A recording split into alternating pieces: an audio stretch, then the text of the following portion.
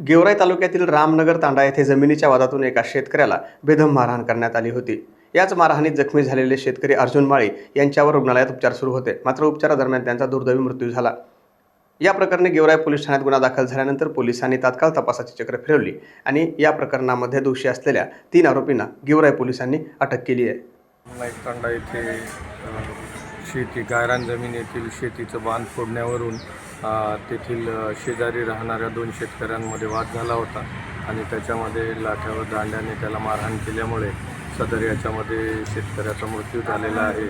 त्यानुसार कलम 103(1)(3)(5) सह खुनाचा गुन्हा दाखल करण्यात आलेला असून सदर याच्यामध्ये एकूण 2 प्रौढ पुरुष व 1 अल्पवयीन मुलगा असे 3 आरोपी असून सदर आरोपितांना तात्काळ 6 तासाच्या आतमध्ये अटक करण्यात आलेली आहे। सर्व कायदेशीर प्रक्रिया पार पाडून आज रोजी आरोपितांना न्यायालयात रिमांडसाठी हजर केलं जाणार आहे आणि BNS प्रमाणे पुढील सर्व तपासाच्या तरतुदी करण्यात येत आहेत।